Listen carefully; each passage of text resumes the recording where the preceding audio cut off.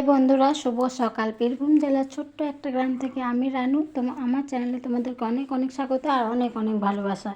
তো বন্ধুরা, তোমরা দেখতেই পাচ্ছ বৃষ্টি নামিয়েছে। কাল রাত থেকে বৃষ্টি হচ্ছে, বন্ধই হচ্ছে না। বৃষ্টি পরে বাড়ির অবস্থা দেখো কীরকম কাদা চারিদিকে। আর সকালে কাজ করতে করতেই আমি ভিজে গেছিলাম, তাই আমি তখনই চান করে রান্না বসিয়ে দিয়েছি। জানো বন্ধুরা, বৃষ্টি পড়লে একটা সমস্যা বেশি হয়, গ্রামে কারেন্ট থাকে না। আর যেহেতু এখন সাবমার্সাল বসিয়ে দিয়েছে, তাহলে কারেন্ট না থাকলে ট্যাঙ্কিতেও জল থাকে না।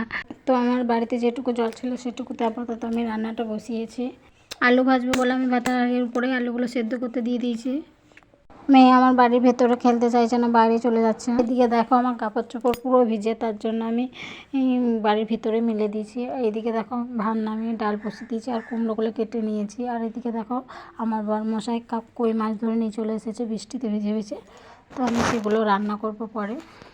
সব মাছগুলো রানবো না, তাই জন্য আমি কিছু মাছগুলো আলাদা করে জল দিয়ে রেখে দিচ্ছি ঢাকা দিয়ে, যাতে পালিয়ে না যায় আর কই মাছ পালিয়ে যায়। আর এদিকে দেখো আমি যে কড়াইটা আমি রেখেছিলাম সেটাতে জল ভরে গেছে। আমি এই জল দিয়ে আপাতত অনেক কাজগুলোই করি, টুকটাক বাসনও ধুই। এদিকে দেখো আমার কুমড়োটা কষছি।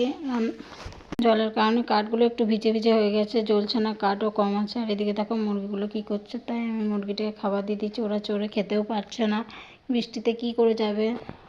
দেখো বৃষ্টির জলে বানটা পড়ে গেছে, তাই আমার শাশুড়ি ফেলে দিচ্ছে জলগুলো। তারপর দেখো আমি কুমড়োটা নামিয়ে মাছ বসিয়ে দিয়েছিলাম। মাছগুলো আমার হয়ে গিয়েছে। আজকের ভিডিও এই পর্যন্ত। ভালো লাগলে কমেন্ট করবে। টাটা।